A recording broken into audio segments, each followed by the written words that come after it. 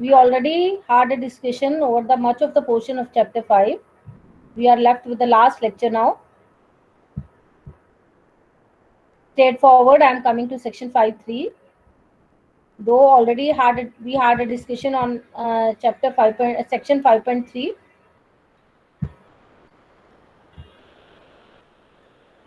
Still, I would like to go through its contents due to the reason as the maximum of the back exercise questions are based on section 5.3.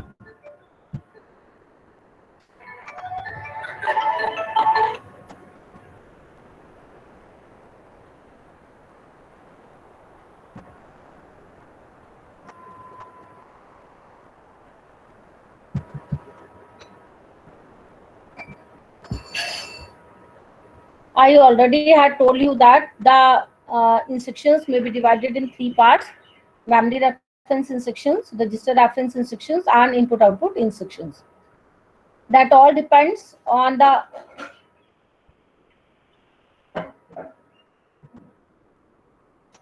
value of the OP code. Here we are going to talk about the size of the instruction as 16-bit for the basic computer, out of which 12 bits are assigned to address part, 3 bits are assigned to OP code, and 1 bit works as your addressing mode bit. And on this, with the help of the 3 bits, there may be 8 combinations of OP code.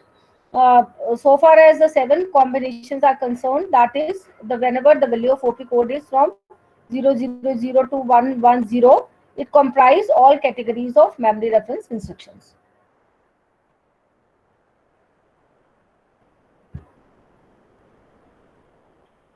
So further, there may be 2 categories of memory reference instructions. Either it may be direct address instructions or it may be indirect address memory reference instruction. Memory reference instructions are those kind of the instructions where essentially one of the operand will be brought from the memory or it will be stored back in the memory. Means one of the operand essentially should be referred to the memory. And the another value, the last combination that we are going to talk about of the OP code, that is 111. Means from 00 to 110, how many total number of memory reference instructions are comprised? Total 7 memory reference instructions may be comprised. Means a basic computer may facilitate, with the help of the 3 bits assigned to the OP code, it may at the most facilitate 7 number of direct address instructions, memory reference instructions, as well as 7 number of indirect memory reference instructions, due to the reason as these are the different combinations that the OP code can consist of from 00 to 110. So here all those 7 plus 7, 14 memory reference instructions are listed in this table.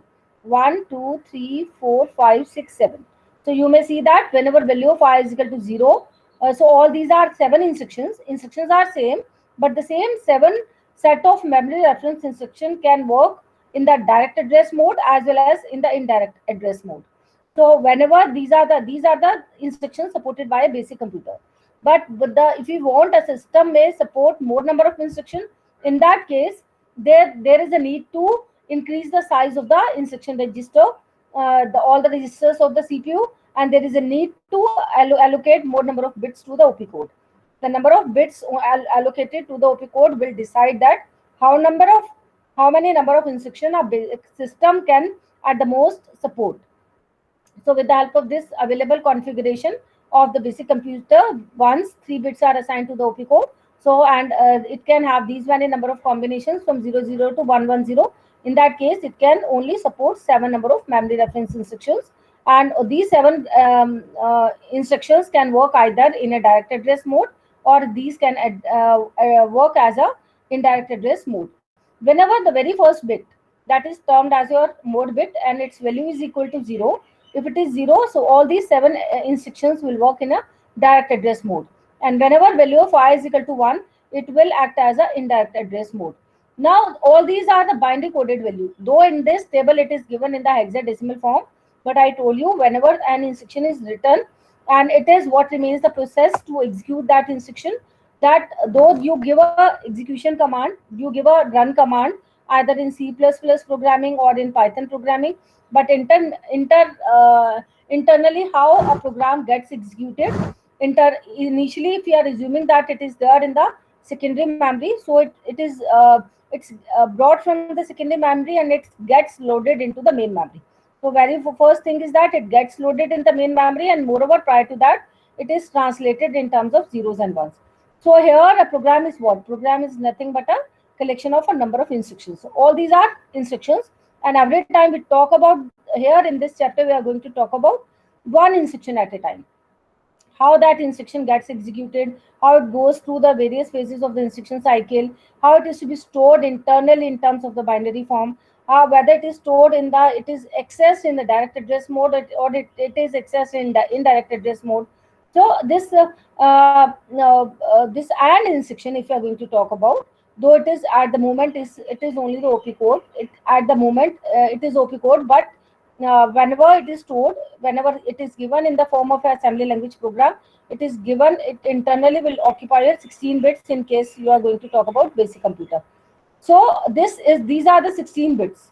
Though for the user understandability, it is expressed in the form of the hexadecimal code, but internally that instruction will be stored in the form of the binary form. So one of the, and all these, it is already pre-known that the very first bit will either be 0 or 1. In case it is 0, in that case, all these 7 instructions are working in the direct address mode.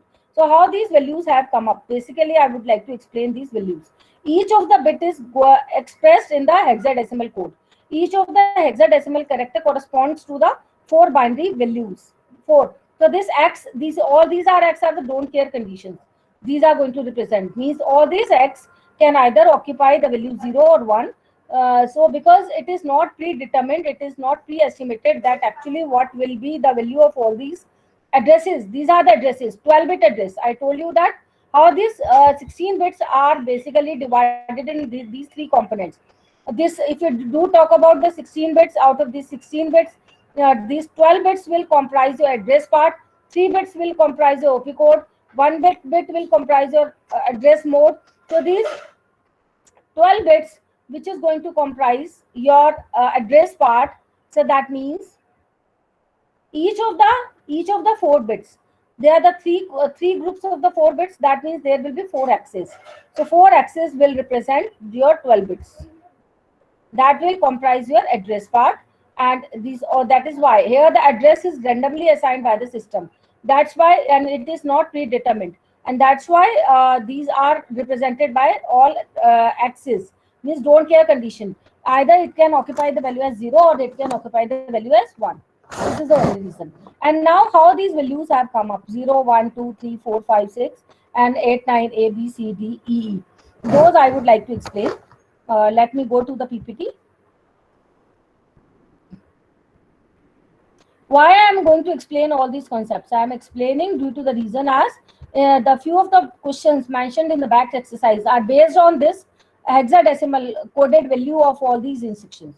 These are the hexacoded value of the instruction for the whenever AND is working in direct address mode and when AND is working in indirect address mode. Whenever there is a mention in the question that instruction is working in an indirect address mode, then this kind of a value will be used in order to evaluate that kind of the numerical position. And whenever it is mentioned, there is a mention that the instruction is working in the direct address mode, in that case it's this kind of a corresponding value corresponding to this instruction needs to be picked up. So you need to remember this kind of thing, that corresponding value needs to be used. Now I am coming that I'm going to explain how these values are going to begin with 0, 1, 2, 3, 4, 5, 6 and 8, 9, A, B, C, D, E, F. So for that you need to go to this PPT. So this already I've explained you. OP code की value हो सकती है आपकी from 00 to 110 in order to comprise all the 7 combinations for memory reference instruction. In that case, अगर I की value 0 है, तो all these 7 instructions will work as a direct address mode. I की value 1 है, तो it will work as a indirect address mode. और अगर OP code की value if you get it fixed as 111 कर दे, तो it will basically refer either to the register reference instruction or it will refer to the input output instruction. Further, अगर आपका mode bit है corresponding to the value of OP code as 111, अगर mode bit की value 0 है और it can be 0 और it can be 1, अगर इसकी वैल्यू 0 है तो it will comprise various different kinds of your register reference instructions, और अगर आपकी मोड बिट की वैल्यू 1 है तो it will comprise various kinds of input output instructions. So if we do talk about the tabulated form, all these instructions are listed in the tabulated form. So all these 7 instructions are referring to your memory reference instructions supported by the basic computer. Similarly, these are the few examples of the register reference instruction supported by your basic computer.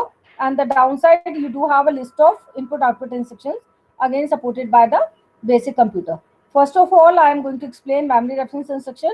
इस case में आपका I am going to tell you कि आपका कैसे बने हैं 16 bits आपका how it is to be termed as 0xxx.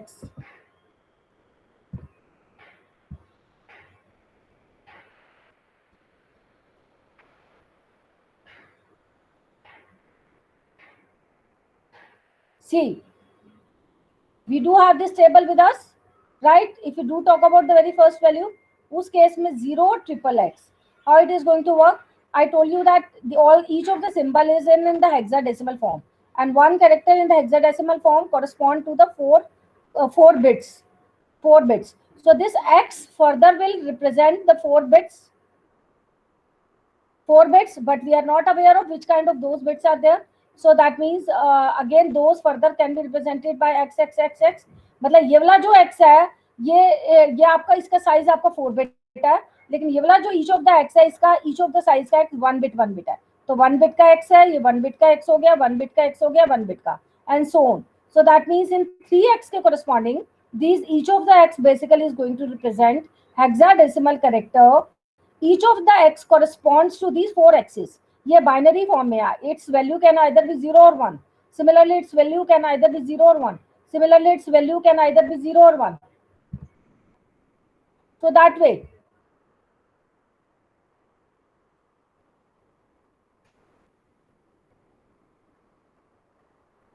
Fine. So ये जो 12 axes हैं, 12 axes कैसे आए आपके? These are corresponding to the hexadecimal characters XXX. Right, now we come to the very first character. Again we are saying that this is in the hexadecimal form, and the size of the hexadecimal character is 4 bits only. So this 0, how can it be written as all zeros? Means 1 0 will correspond to your mode bit and 3 zeros will correspond to your OP code. और next वाला 1 कैसे आया? How will it be written in the binary form? It will be written in 0001. Next वाला आपका कैसे होगा? 2 कैसे लिखा जाएगा? 0101. 3 कैसे लिखा जाएगा? 001. How the 4 will be written? It will be 0100 and so on. Right? So now we come to the very first. So very first, how it has, why it is beginning with 0? This is the only reason. क्योंकि why? Because OP code के कितने combination हो सकते हैं? Initially we started with कि OP code के क्या combination हो सकते हैं? From 000 to 110 तक 110. That will be your last instruction. That will be your 7th instruction. So 000 हो सकता है आपका OP कोड का, 001 हो सकता है, 010 हो सकता है, 011 and so on. And all these values will begin with 0, provided all these instructions are your direct address instruction. So you need to place a 0 in front of all these OP code. जब आपने 0 place किया, now you convert it into the hexadecimal. So what value will get? 000 आपके आ रहा है तो it will become as 0. Next आपका 0001 it will become as 1. Similarly 00010 it will become as 2, and then 3 and 4 and so on. So this way we have obtained all these hexa-coded decimal value. And now we come to this indirect address mode. Indirect address mode में क्या होगा? आपके सारे 12 axes as such रहेंगे. आपके ये सारे के सारे OP कोड की वैल्यू आपकी सेम की सेम रहेगी. Only the difference will be कि in place of 0 you have to make use of 1 in each and every instruction. Each of the instruction will begin with the value 1. और फिर उसका आप reconvert करेंगे hexadecimal में, and then you will see that the very first instruction, whenever it is working in the indirect address mode, it will begin with value 8. Similarly, the next instruction, whenever it will be working in indirect address mode, it will begin with 9 and A and so on. Like you can see in the next slide. अब आप देखिए ये OP code की क्या possible value हो सकती है आपकी, 000 0 से लेकर 6 तक, and in each of the case each of the value is beginning with value 1। अब इसका आप देखिए इसका हेक्सा में क्या वैल्यू बन रही है, फ्रॉम बाइनरी टू हेक्सा, 100 आपका 8 होगा, 10019 होगा, 1010 आपका ए होगा, then B, then C, then E. That this is the only reason कि whenever all these instructions are working in indirect address mode, all the hexacoded values are beginning with 8, 9, A, B, and C. You have to memorize few of the values. Generally, and add पे आपके question आ जाते हैं, but आपके BU and STA, LDA सभी पे ही आते हैं. So you need to memorize these values.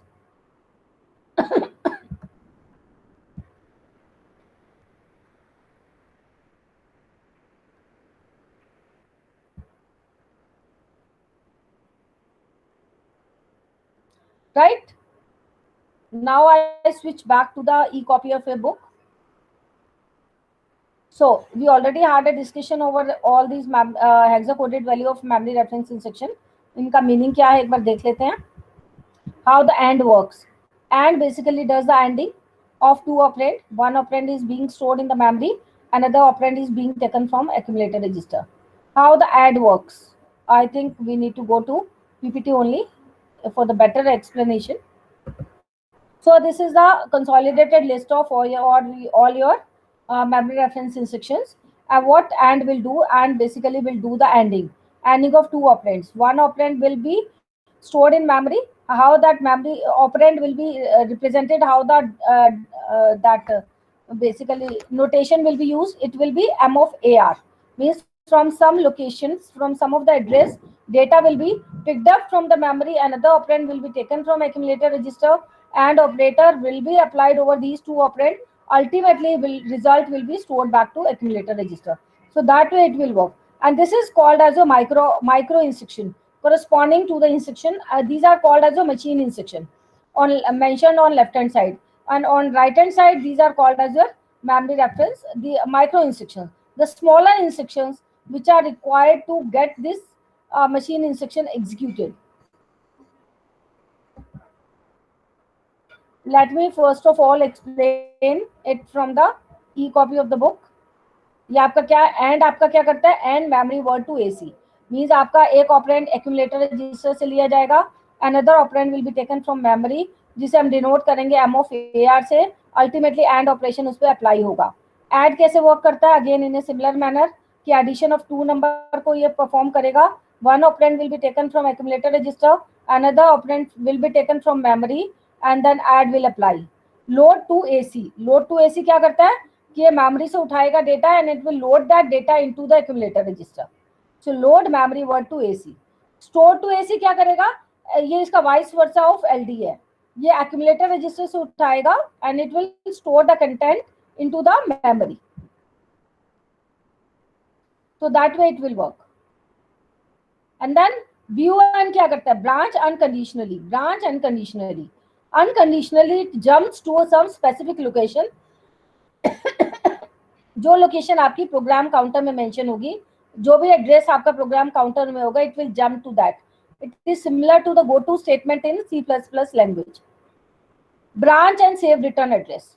Branch and save return address, जहां भी आपका ब्रांच वर्ड आया उसका क्या मीनिंग है, जंप लगाना, मतलब control from one location to another, it will reach to all of a sudden.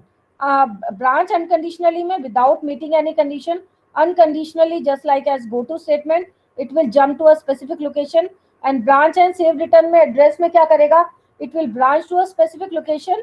but आपका I told you the concept of interrupt कि अगर two programs आपका चल रहे हैं, one program चल रहा है, in between किसी और program ने interrupt भेजी, so what it will do, it will save the return address and it will jump to that location where from where the interrupt has been received.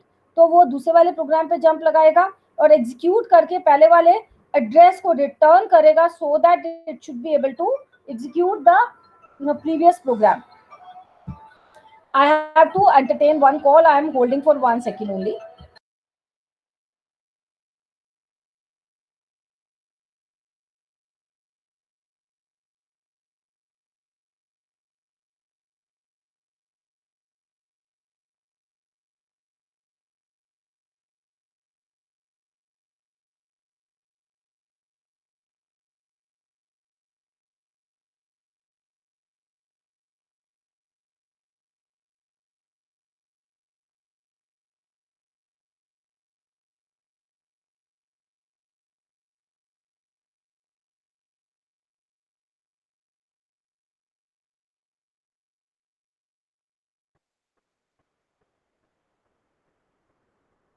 So,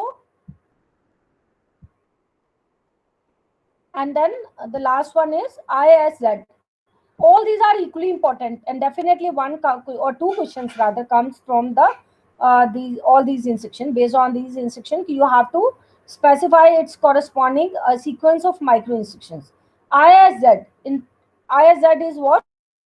Increment and skip if zero. What it does basically, it basically incremented the value stored in the memory, and that incremented value if comes out to be equal to zero, then the control jumps to the next instruction and leaving the current instruction. Basically it works in that manner. I'm repeating. See, if you have to interrupt, or you have to you have to explain any of the instruction, always you have to go to its literal meaning. Like here I'm reading out, increment and skip if zero. To go to its literal meaning, you need to increment the given value stored in the memory. If the incremented value comes out to be zero, then you need to skip. You need to skip means the current the program, the instruction will be skipped. Whichever is the present instruction, that will be skipped, and the control will reach to the immediate next instruction. That way it will be work. Now this, in the subjective manner, we are going to explain the function of all these instructions. But how in the internally, how from the CPU all these instructions will be obtained, implemented, how these will be executed. These will be implemented by writing down the small sequence of micro instructions. So we need to learn those kind of micro instructions, how these micro instructions is need to be written in order to make these machine instructions implemented, right? And that is a very important question that comes out. Again, I'm repeating, in the exams it comes out definitely. So the detailed explanation of all these memory reference instructions are given in section, I hope in 5 point, let me see, it is given in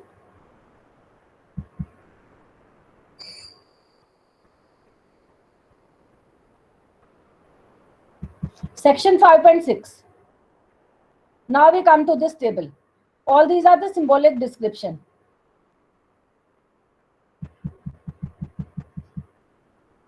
One by one, each of the instruction is being explained, that what will be the sequence of micro instructions in order to get these machine instructions implemented.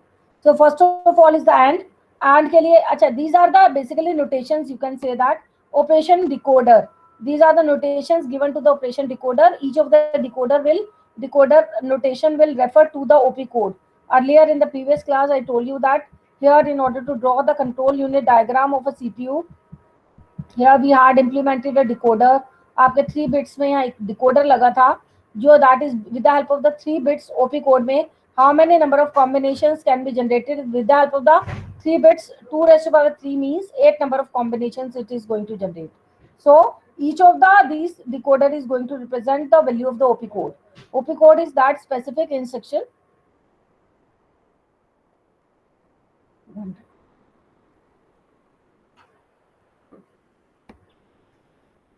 So each of the value will refer to the OP code. These are actually nothing but different OP codes, and or these and add, all these are the OP codes. Now we are going into its minute details.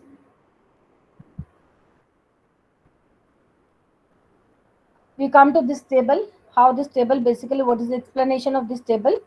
I'm going to the PPT for this table. See, and आपका कैसे, and का क्या meaning है, how will it be implemented? By writing down this micro operation और micro instruction is one and same thing.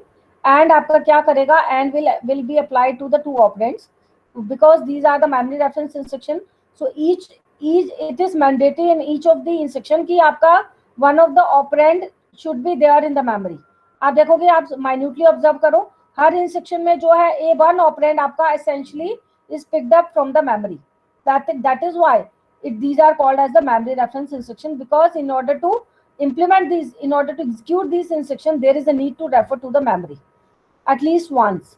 So आपका if we do come to the very first instruction, तो AND क्या कर रहा है, ending कर रहा है bit by bit ending कर रहा है. किसकी ending कर रहा है? Over the two operands. One operand आपका store है accumulator में, another operand is being stored in the memory. तो मेमोरी को हम कैसे लिखते हैं, एम ऑफ ए आर से. A R refers to the address part, address of the operand to be stored in the memory. And address आपका कहाँ होता है, एड्रेस रजिस्टर में होता है. Why here the AR register is being used? Because AR register is directly connected to the memory in the common bus diagram. If you do go to the common bus diagram, you will observe that कि आपका जो address है वो आपका address register में ही store होता है, due to the reason because there is the direct connection in address register and memory. तो आपका एक ऑपरेंड मेमोरी में स्टोर हुआ, अनदर ऑपरेंड आपका एक्यूमुलेटर में हुआ. एंड के लिए आपका ये ऑपरेटर यूज हुआ, दोनों की बिट बाय बिट एंडिंग हुई. अल्टीमेटली जो भी आपका रिजल्ट आया that is being stored back to the accumulator register. So that way it will work. Now we come to the add operation. add आपका कैसे काम करता है, आपको एडिशन करनी है बिट बाय बिट. अगेन किसकी करनी है, एक आपका एक्यूमुलेटर में स्टोर होगा, अनदर आपका मेमोरी में स्टोर होगा. रिजल्ट आपका एक्यूमुलेटर रजिस्टर में चला जाएगा. और if some kind of the carry is being generated, वो आपके किस में आएगी, 1 बिट रजिस्टर में आएगी, ई में आएगी. राइट.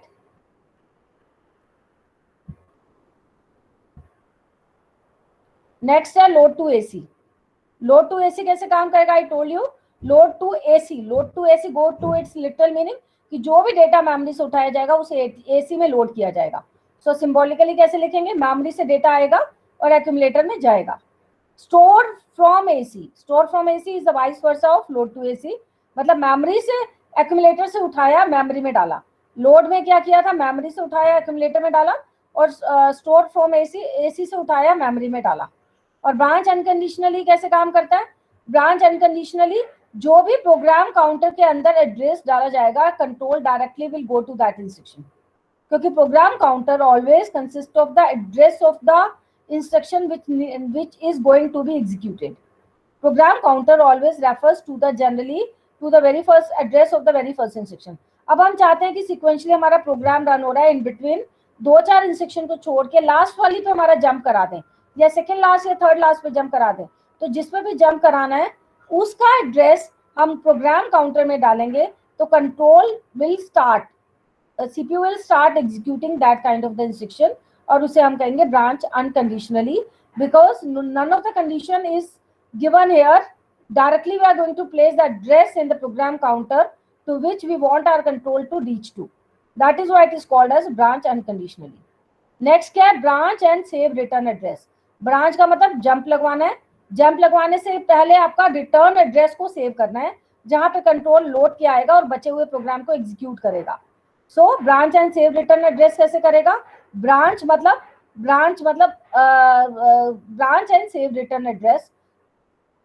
ब्रांच मतलब जंप लगवाना है. सेव रिटर्न एड्रेस मतलब जो प्रायर जो एड्रेस है, प्रीवियस वाला एड्रेस है जिस पर प्रोग्राम कंट्रोल छोड़ा है, जहां एग्जीक्यूशन को रिलीज किया है, उसको उस एड्रेस को कहीं मेमोरी में सेव किया, और उसके बाद नए एड्रेस को, वी आर अज्यूमिंग AR+1 है नया एड्रेस, उस पर हमें जंप लगवाना है, तो उसे उठा के प्रोग्राम काउंटर में डाल दिया.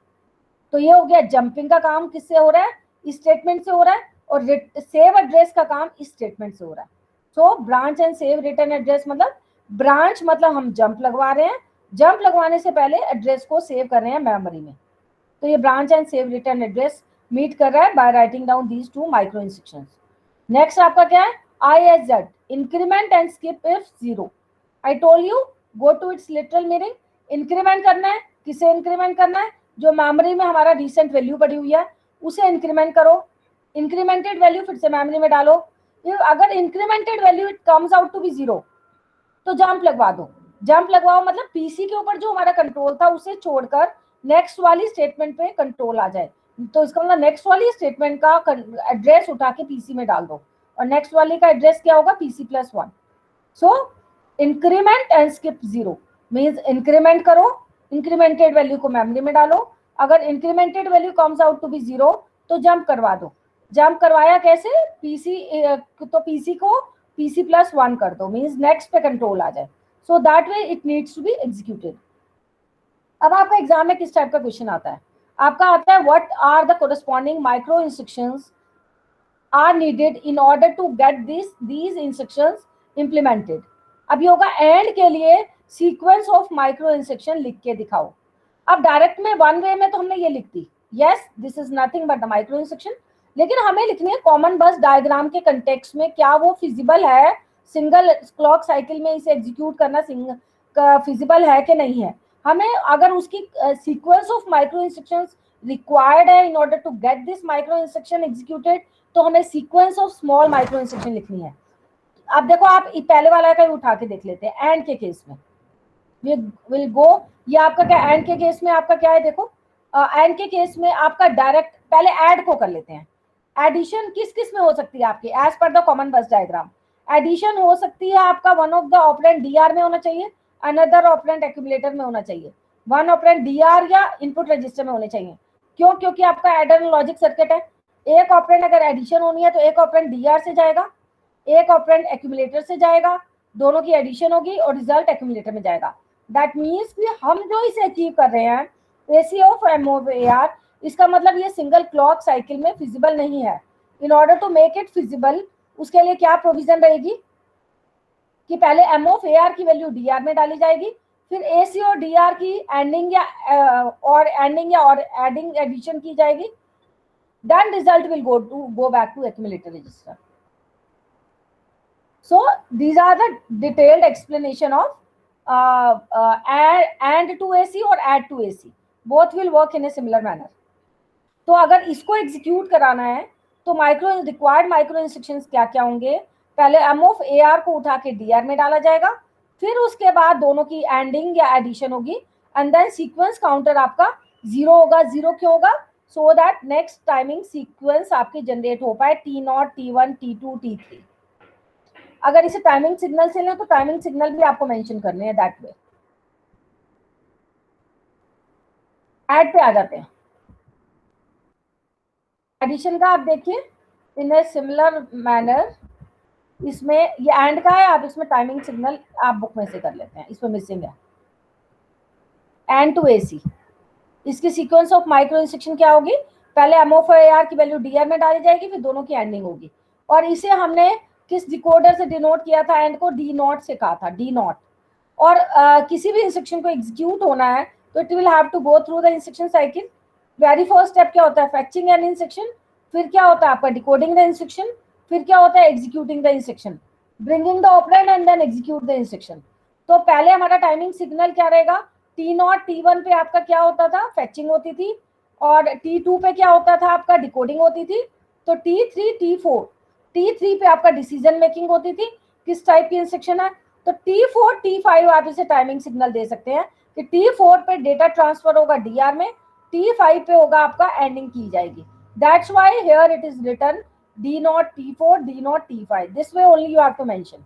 और उसके बाद SC को क्लियर कर देना है। SC को क्लियर करते ही क्या होगा? आपके टाइमिंग सिग्नल क्या जनरेट होने स्टार्ट हो जाएंगे? T0, T1, T2, T3। Means now control will come to the next instruction.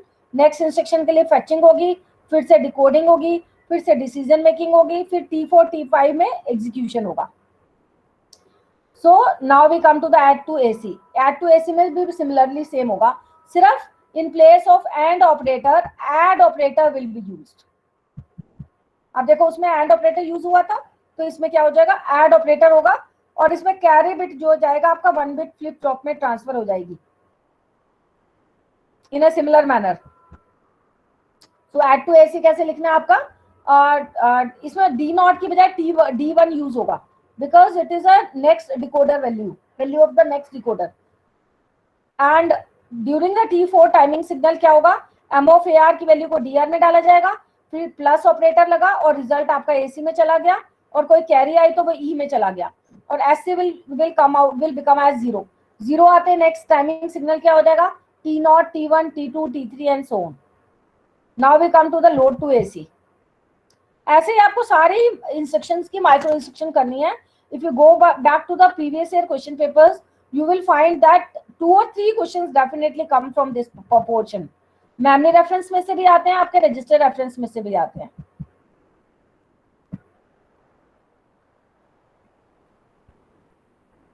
ये आपका एंड टू AC है, सिमिलरली आपका एड टू AC है, सिमिलरली आपका load to AC। Load to AC क्या करता है? मेमोरी से डेटा उठाएगा, एक्यूमुलेटर में डालेगा। अब मेमोरी से डायरेक्टली एक्यूमुलेटर में नहीं जा सकता इन the context of the common bus diagram. So memory से पहले DR में जाएगा, फिर DR से AC में जाएगा। अगेन D2, T4 लिखेंगे, D2, T5 लिखेंगे, SC को क्लियर करेंगे। स्टोर टू AC क्या करता है? एक्यूमुलेटर से उठा के एम ऑफ ए आर में डालता है, ये डायरेक्टली जा सकता है। If you see the connections in the common bus diagram you will find out कि एक्यूमुलेटर से कॉमन बस पे आएगा, कॉमन बस से मेमोरी में जाएगा और ऐसी की वैल्यू 0 कर देंगे। ब्रांच अनकंडीशनली, ब्रांच अनकंडीशनली इसका कि जिस पे भी जंप लगवाना है उसका एड्रेस उठा के प्रोग्राम काउंटर में डाल दो और ऐसी को क्लियर कर दो, तो जो भी एड्रेस प्रोग्राम काउंटर में जाएगा control will reach to that kind of a statement. So AR से एड्रेस को निकाला, ट्रांसफर कर दिया प्रोग्राम काउंटर में। So this statement is called as a branch unconditionally. Branch and save return address, I told you branch and save return address का क्या meaning है कि आपको एक इंस्ट्रक्शन से, एक प्रोग्राम से दूसरे प्रोग्राम पे जंप लगवाना है in an interleaved fashion. You want that 2 और मोर programmes should be executed by the CPU in an interleaved fashion। मतलब एक प्रोग्राम चल रहा है, इन बिटवीन कहीं से रिक्वेस्ट आती है तो उस प्रोग्राम को होल्ड करेगा वो CPU, दूसरे प्रोग्राम को एग्जीक्यूट करना स्टार्ट करेगा और दूसरे प्रोग्राम पे जाने से पहले उस रिमेनिंग पोर्शन का भी एग्जीक्यूशन अभी पेंडिंग है, तो उसको जहां पे प्रोग्राम का कंट्रोल छोड़ा था वहां का रिटर्न एड्रेस को किसी रजिस्टर में सेव करेगा and later on it will take out that return address so that the control may reach back to that specific point. So branch and save return address, how it is to be implemented by writing down a micro instructions। branch and save return address क्या कहता है कि branch मतलब jump लगवाना, save return address मतलब जहां load के वापस आना है कंट्रोल को उसे किसी मेमोरी में स्टोर कर लेना, मतलब सेव कर लेना, प्रोग्राम काउंटर की वैल्यू को मेमोरी में सेव कर लेना और फिर जंप लगवाना किस एड्रेस पे, AR+1th एड्रेस पे जंप लगा रहे हैं। जंप लगाने के लिए जिस भी एड्रेस पे जंप लगवाना है उसका एड्रेस प्रोग्राम काउंटर में डाल दिया। Now you have to see in the context of the common bus diagram, क्या ये दोनों इंस्ट्रक्शंस, इन दो माइक्रो इंस्ट्रक्शंस को डायरेक्टली एग्जीक्यूट किया जा सकता है? अगर नहीं किया जा सकता है तो what will be the possible sequence of micro instructions in order to achieve these 2 micro instructions that ultimately is working as the functionality of branch and save address। we'll see one by one क्या ये directly feasible है कि नहीं है। so program counter का address उठा के M of AR में डाला, so yes that this is directly feasible। you can go into the common bus diagram, this is a common bus diagram। हम क्या कर रहे हैं, प्रोग्राम काउंटर की वैल्यू उठा के मेमोरी में डाल रहे हैं, right. This very first instruction program counter की वैल्यू उठा के मेमोरी में कैसे डालेंगे आप देख सकते हैं, यहाँ नंबर लिखे हुए हैं। प्रोग्राम काउंटर के आगे कौन सा नंबर लिखा हुआ है, इट इज प्रोग्राम काउंटर के आगे आपका लिखा हुआ है 2 नंबर। सो क्या होगा, S0 S1 S2 की वैल्यू 2 हो जाएगी। 2 होते ही क्या होगा, प्रोग्राम काउंटर का डेटा आपका कॉमन बस पे आएगा, it will traverse through the common बस, तो जिसका भी लोड सिग्नल एनेबल होगा वहां पे जाके आपका डेटा चला जाएगा। मेमोरी का आपका राइट सिग्नल एनेबल होगा क्योंकि आपको प्रोग्राम काउंटर को मेमोरी में डलवाना है। मेमोरी का जैसे राइट सिग्नल एनेबल होगा तो control from common bus, the data from common bus will be transferred to memory. So that way directly this statement may be achieved in the context of the common bus diagram।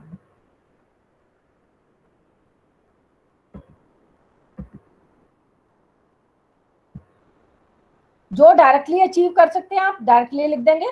फिर आपको क्या करना है कि AR+1 की value को program counter में डलवाना है, तो वो सिंगल अटेम्प्ट में नहीं हो सकता। पहले AR को आप इंक्रीमेंट करेंगे बाय 1, AR में डलवाएंगे, फिर इंक्रीमेंटेड वैल्यू को प्रोग्राम काउंटर में डलवाओगे और ऐसी को क्लियर कर दोगे। So these are the instructions which are required to achieve these 2 instructions that ultimately are working as branch and save return address. और ये AR कहाँ से इंक्रीमेंट होगा, कॉमन बस डायग्राम में आप देखेंगे नीचे कंट्रोल सिग्नल है इंक्रीमेंट का, हर रजिस्टर के नीचे INR लिखा हुआ, तो it will be incremented with the help of this control signal. AR की वैल्यू इंक्रीमेंट होके AR+1 हो जाएगी with the help of this increment signal. इससे एक एग्जांपल गिवन है ब्रांच एंड सेव एड्रेस का कि आपका ये मेमोरी बनी हुई है, मेमोरी के अंदर आपका BSA इंस्ट्रक्शन है। BSA किस फॉर्मेट में होगा, इंस्ट्रक्शन फॉर्मेट होता है इस टाइप का, 3 कंपोनेंट होते हैं इंस्ट्रक्शन फॉर्मेट में। ये आपका डायरेक्ट एड्रेस है तो 0 है, और ये एड्रेस ऑफ द ऑपरेंड होता है 135, और ये आपका OP कोड है। अगर कंट्रोल सीक्वेंशली चल रहा है और कंट्रोल जैसे BSA पे आता है तो क्या होगा, कंट्रोल को जंप करके किसी और लोकेशन पे जाना है, और जिस लोकेशन पे जाना है वहां से पहले इसका जो रिटर्न एड्रेस है, इससे नेक्स्ट वाला कंट्रोल फिर किस पे आएगा, BSA के बाद 21 पे लोड किया आना है कंट्रोल को, BSA के बाद ये पोर्शन अभी एग्जीक्यूट करने से रह गया। तो इस रिटर्न एड्रेस को 21 को कहीं स्टोर कराना है, तो हम कहाँ स्टोर करा रहे हैं 21 को? इस 35 लोकेशन पे स्टोर करा रहे हैं। मतलब पहले जंप लगाने से पहले BSA क्या कह रहा है कि जंप लगानी है, और जंप लगाने से पहले रिटर्न एड्रेस जो कंट्रोल लोड के आना है इस 21 लोकेशन पे, उसके एड्रेस को कहीं स्टोर करा ले। कहाँ स्टोर करा ले? इस 35 लोकेशन पे स्टोर करा लेते हैं। इस 35 पे इस मेमोरी के अंदर स्टोर करा लेते हैं। इसी की एक रेप्लिका बना दिया है सेम चीज को इलाबोरेट करने के लिए। इस 35 पे 21 को स्टोर करा दिया। अब हम चाहते हैं कि यहाँ पे स्टोर करा लिया, 21 को स्टोर करा लिया, इसी मेमोरी के अंदर कोई और सब रूटीन या कोई और फंक्शन या फिर कोई और प्रोग्राम स्टोर है, बट वी वांट कि अब हमारा कंट्रोल जो है इसको एग्जीक्यूट करना स्टार्ट कर दे। मींस हम व्हाट वी वांट कि 136 की वैल्यू अगर हम प्रोग्राम काउंटर में डाल दें तो हमारा कंट्रोल जंप करके इस पे आ जाएगा। और ये 136 है क्या? AR+1, AR+1 है ना। हमने अभी क्या कहा था कि AR+1 की वैल्यू को PC में डाल दो, तो 136 को उठा के AR का 135, 136 की वैल्यू को अगर हम PC में डाल दें तो कंट्रोल आपका क्या हो गया? यहाँ पे सब रूटीन को इसी का रेप्लिका इसको एग्जीक्यूट करना स्टार्ट कर गया। एग्जीक्यूट, अब हमें क्या करना है? ये इसका एग्जीक्यूशन कंप्लीट हुआ, फिर हमें कुछ ऐसा मैकेनिज्म लगाना है कि हमारा रिटर्न एड्रेस को वो पॉप आउट करे, उसे निकाल ले। रिटर्न एड्रेस हमारा किसके अंदर पड़ा था? 135 लोकेशन के अंदर पड़ा था। 21 को हमने स्टोर किया था। क्यों? क्योंकि हमने फिर से इस प्रीवियस वाले पोर्शन को एग्जीक्यूट कराना है। फिर से हम चाहते हैं कि हमारा कंट्रोल इसको आ जाए, क्योंकि ये तो अनएग्जीक्यूटेड रह गया था, हमारा कंट्रोल सब रूटीन पे चला गया था।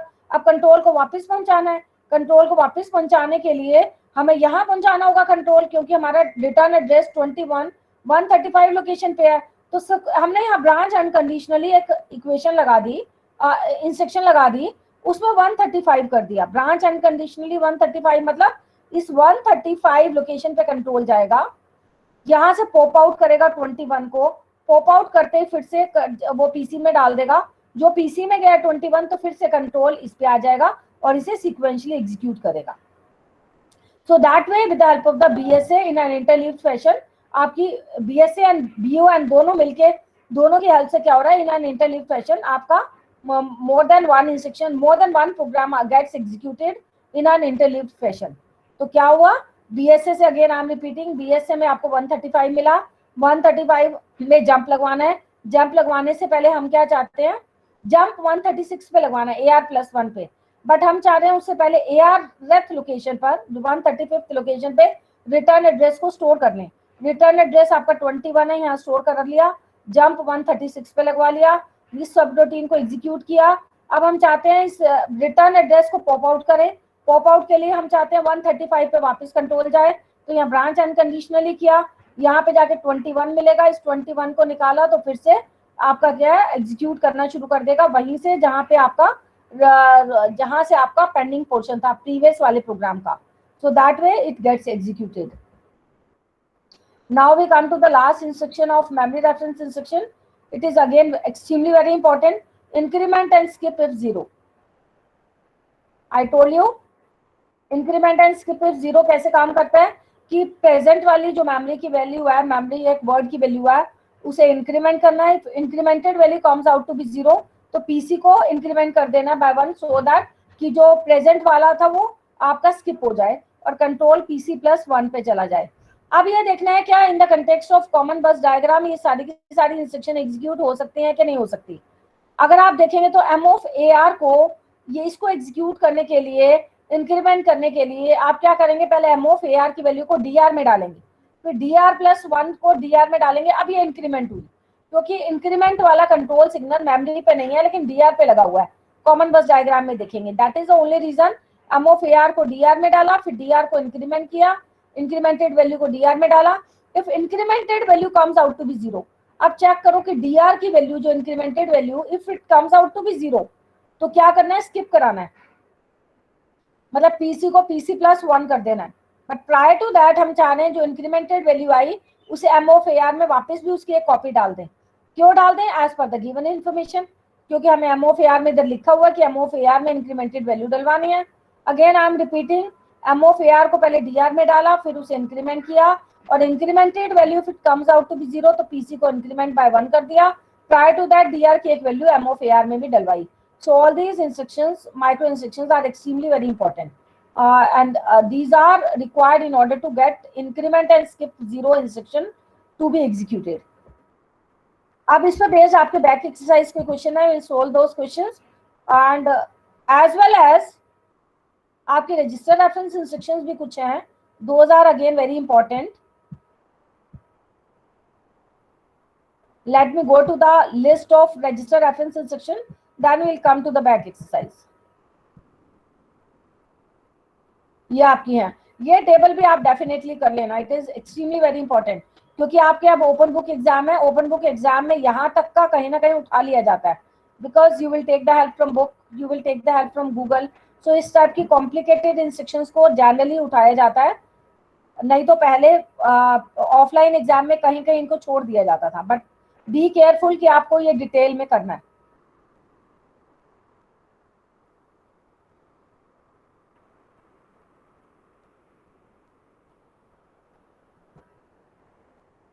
Yes, what is the meaning of all these register reference instruction? We'll go one by one. CLA क्या करता है? And all these are the micro instructions needed in order to achieve all these instructions. CLA का क्या meaning है? Clear AC. ये AC को clear करेगा, मतलब AC के कंटेंट्स को जीरो बना देगा. So clear AC. तो माइक्रो इंस्ट्रक्शन क्या होगी? This will be the micro instruction AC 0. 0 will be transferred to AC. Clear E क्या करेगा? E को E 1 बिट रजिस्टर है, उसे क्लियर कर देगा, मतलब 0 बना देगा. तो इसकी micro instruction 0 will be transferred to E. CMA, CM stands for complement. Complement A क्या करेगा? AC के कंटेंट्स का वंस कॉम्प्लीमेंट लेगा. मींस पहले उसे बाइनरी में कन्वर्ट करो, उसका वंस कॉम्प्लीमेंट लो, और फिर उसे डेसिमल में कन्वर्ट करो, तो complemented value will be transfer to AC. So complement AC. CME क्या करेगा? कॉम्प्लीमेंट E, इसका कॉम्प्लीमेंट लेगा. Circular shift right. Circular shift right क्या करेगा आपका? Basically let me explain you with one example. Circular shift right कैसे काम करता है और सर्कुलर शिफ्ट लेफ्ट कैसे काम करता है.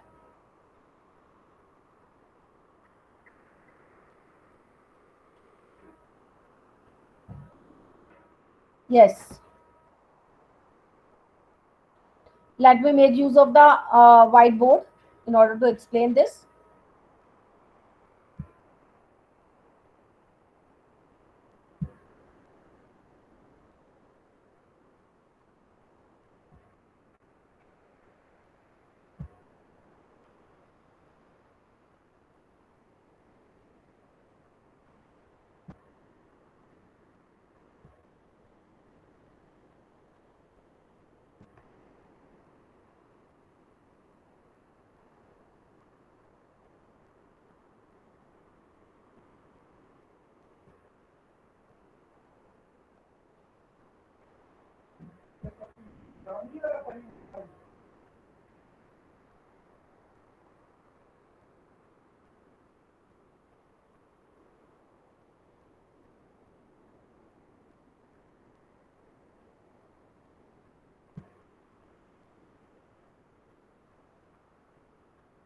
I hope all of you are being able to view the whiteboard.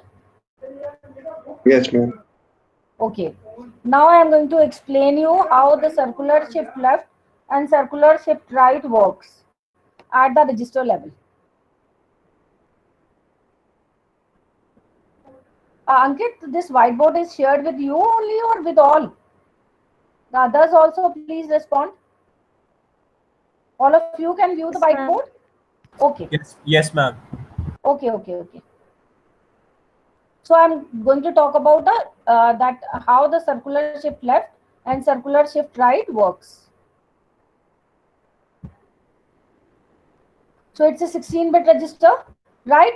And it is the 0th location, then 1th location, and 2th, 2nd, 3rd, and I told you that these are the 12 bits will be allocated to address part, OP code, and then mode bit. I'm not going into those details. I'm going to explain that the register size is 16-bit only, and so on and so on. I'm saying so on, right? And somewhere here will be the bit will be 15th bit. Last bit will be termed as your 15th bit. We have two instructions. One is your circular shift right. CIR, I think, and it is R stands for the right, and circular shift left, CIL. CI stands for the circular shift left, circular shift, and this is left. Right now, if we are going to talk about circular shift right, so that means the entire contents will be shifted to the right bit by bit, one bit to the right hand side, and the rightmost bit that will from the 0th location, it will be taken out this extreme, and it will be stored in some one bit flip flop, that is E. This 0th bit basically from which register, say we are talking about accumulator register, entire register we are going to denote as accumulator register. Say this entire register is accumulator register. So the 0th bit will be shifted to the right, and it will be shifted to this E flip flop, one bit flip flop. So it will be called as shifted shift right. Till now we have done shift right, and then one by bit the entire contents will be shifted to right. This location will be left now, it will become as vacant. Now what will be done? Circular in the sense that it will be shifted right, and in a circular manner, which bit has been taken out, that will become as the left extreme left bit of this register. So that means 0th bit was taken out, it will be stored in one bit flip flop, and ultimately this E will be placed back to the 15th location of AC in a circular manner, right? That is why it is called the circular shift. Now E will be basically placed in the location AC of 15th bit location of accumulator register. So this kind of the shift is called as a circular shift. And here just see in the PPT or see in the book. See, circular shift right, how it is going to, first the shift right operator is applied on accumulator register, and shift right means the entire register is shifted right to one bit only to the right hand side. Whatever is the shifted value, that will be placed in accumulator register. Now we are going to talk about in the circular manner. The circular manner, the shift has been applied. So 0th bit will be taken out, extreme right hand side 0th bit of from the accumulator register is being taken out and is placed in E, and afterwards that E is shifted back, because after shift right, SHR stands for the shift right, this 15th bit has become vacant. So this 0th bit with extreme right side bit has been taken out, that will be shifted to the 15th bit of accumulator register. Whichever is the new value will be there, that basically will be placed in accumulator register. That new value will be or of its own will be placed in will be changes will be there of its own in the accumulator register. क्योंकि 15 bit में आपने ये new value डाल दी, previous values will remain as such.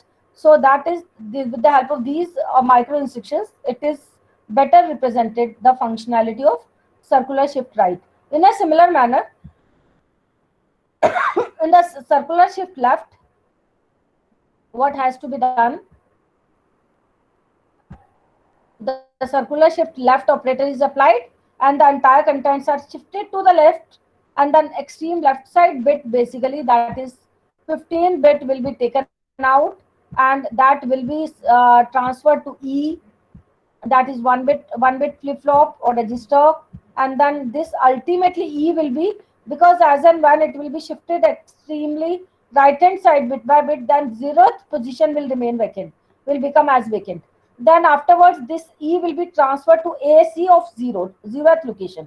In a circular manner, basically the shifting will be done. Means on extreme left hand side, bit by bit contents will be transferred, extreme leftmost bit will be taken out, it will become as the rightmost bit of the accumulator register. That way the circular shift left basically works. What are the micro instructions needed for it? These are the micro instructions. Circular shift left में क्या होगा? Shift left operator is applied over accumulator register. Left side में bit by bit entire contents are shifted to the left, और right side वाला most bit आपका free हो गया, और लेफ्ट मोस्ट बिट को निकाल लिया. लेफ्ट मोस्ट बिट आपका क्या था? 15th बिट था, निकाल के E में डाला. और उसे उठा के फिर जीरोथ राइट मोस्ट वाला फ्री हो गया था उसमें डाल दिया, तो that ultimately is termed as your circular shift left. So आपके लिए all these are the small operations called as micro operations are needed in order to accomplish circular shift left operation. Next है आपका increment. Increment के लिए कौन सी micro instruction चाहिए? AC +1 को इंक्रीमेंट कर दिया, incremented value will be shifted to AC. Next आपका SPA का क्या मीनिंग है? SPA skip if positive. Skip if positive मतलब अगर एक्यूमुलेटर को की वैल्यू को चेक करो, अगर ये पॉजिटिव वैल्यू आ रही है तो PC को PC/1 कर दो, एक इंस्ट्रक्शन को स्किप कर दो. अब कैसे चेक करें कि एक्यूमुलेटर रजिस्टर पॉजिटिव है, नेगेटिव है या फिर जीरो है? नेक्स्ट वाली है skip if accumulator register is negative. ऊपर वाली पॉजिटिव, नीचे वाली नेगेटिव. मैंने आपको बताया था अगर कोई भी नंबर को बाइनरी में कन्वर्ट किया जाए, उसका left most bit sign bit का काम करता है. अगर उसकी वैल्यू जीरो है so that means number will be positive. अगर लेफ्ट मोस्ट बिट नेगेटिव है तो दैट वन, उसकी वैल्यू वन आती है, तो that means number will be negative. तो इसके माइक्रो इंस्ट्रक्शंस क्या होंगी? अगर एक्यूमुलेटर रजिस्टर के 15th बिट की value it comes out to be zero तो हम कहेंगे ये पॉजिटिव है. अगर it comes out to be positive तो क्या करना है? Then skip if positive. तो एक इंस्ट्रक्शन को स्किप कराना है तो PC को PC+1 कर दो. तो ये micro instructions these are needed in order to accomplish this machine instruction executed. ऐसा नहीं क्या कर रहा है? Skip if accumulator register is negative. Negative को चेक करने के लिए क्या किया? एक्यूमुलेटर का वेरी फर्स्ट बिट को चेक किया लेफ्ट मोस्ट साइड से that is your 15th bit. If it comes out to be 1 so that means number negative है. नेगेटिव है तो स्किप कराना है. कैसे स्किप कराएंगे? PC को PC+1 कर दो. SZA का क्या काम है? Skip if AC zero. AC को चेक करो, if it is comes out to be zero तो स्किप कराना है, मतलब PC को PC+1 कर दो. SZE क्या कर रहा है? Skip if E zero.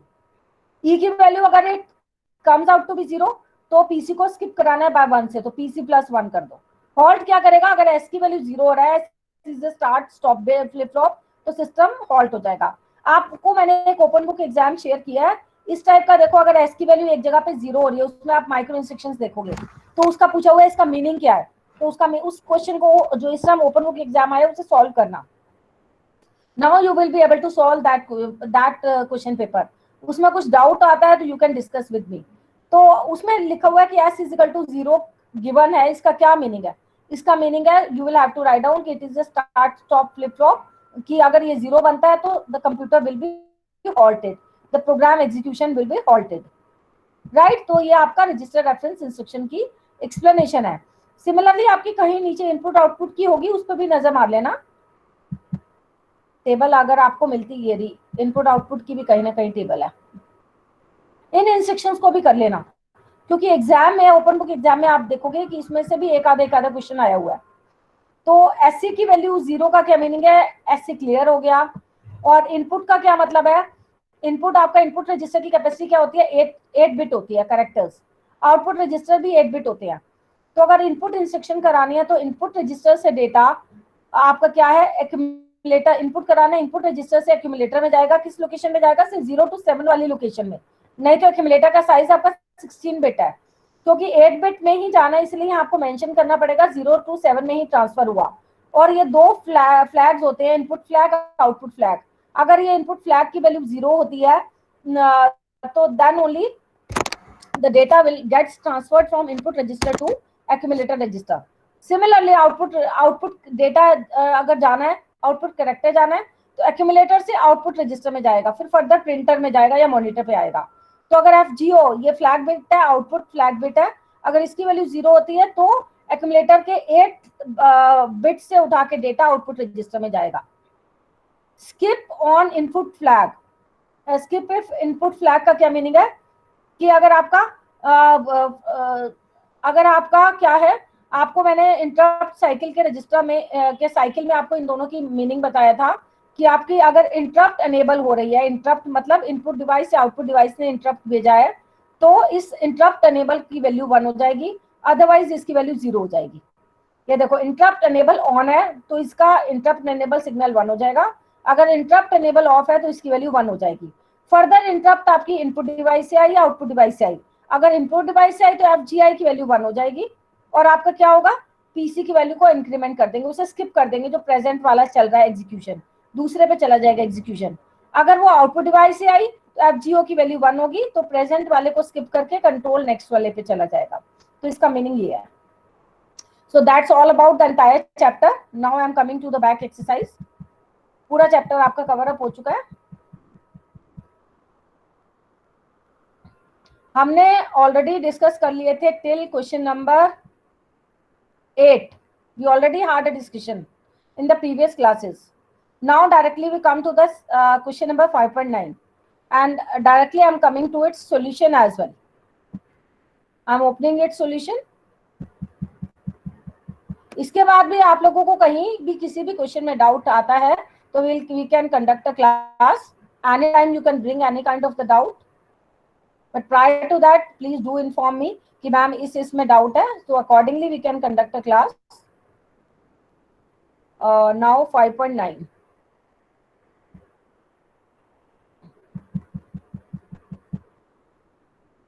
I would suggest you to solve the previous year or this year that open book exam of CSA examination that was held for the BSc Honors Computer Science course.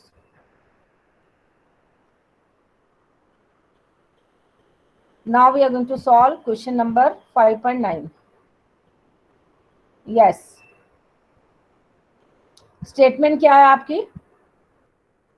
Statement है the content of AC in the basic computer is hexadecimal A937. मतलब given क्या है? Always first of all you have to mention all the things which are given. तो क्या क्या given है? Accumulator की value क्या given है? A937 hexadecimal में given है, ये accumulator की वैल्यू given है A937. इनिशियल वैल्यू, ये इनिशियल वैल्यू किन किन रजिस्टर्स की गिवन है? ई की क्या गिवन है, एसी की क्या गिवन है, पीसी की क्या गिवन है? You have to write down, write all these values. The initial value of E is 1. E की वैल्यू 1 गिवन है, ये देखो ई के नीचे आपने 1 लिख दिया. Fine. Now we come to next.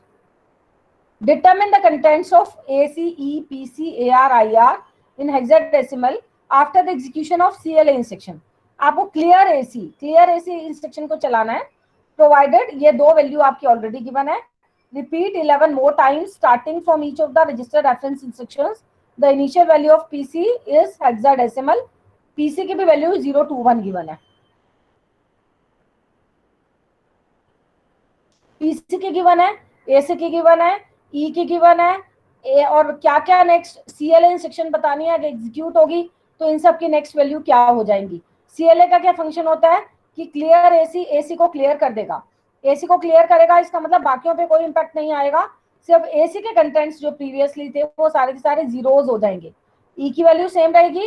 PC increment हो जाएगा बाय 1. क्यों हो जाएगा? अब ये कंट्रोल पॉइंट आउट करेगा to the next instruction.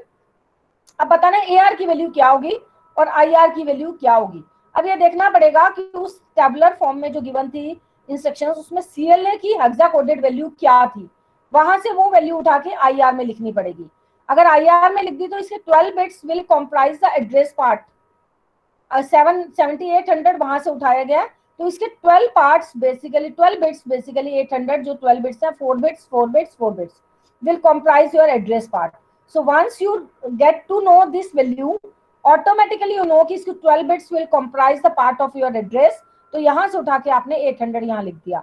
Now you go back to the e-copy of the book. वहां जाके देखोगे कि आपको 7800 लिखा हुआ मिलेगा CLA के आगे, और सिमिलरली 7400 लिखा हुआ मिलेगा CLE के आगे, 7200 लिखा हुआ मिलेगा CMA के आगे. So all these values are coming from that table only. So those are prefixed.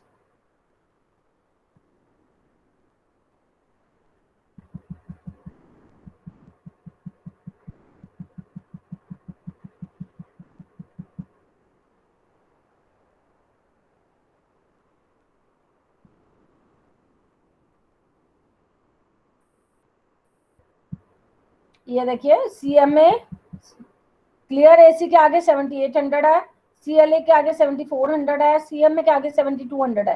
जैसे आपकी हेक्सा कोडेड वैल्यूज आपकी मेमोरी रेफरेंस इंस्ट्रक्शन की फिक्स थी, इसमें लेकिन एड्रेस फिक्स नहीं था, इसमें because more than these even it can support more number of instructions, it can support register reference में, बट बेसिक कंप्यूटर के अंदर ये रिस्ट्रिक्टेड है, इतनी इंस्ट्रक्शंस की लिस्ट गिवन है और इनकी ऑलरेडी फिक्स्ड वैल्यूज गिवन है, so you have to go by those fixed values. So अगर आपका ओपन बुक एग्जाम है, you can refer to all these values from the book, और otherwise by rule all these values should be mentioned in your question paper.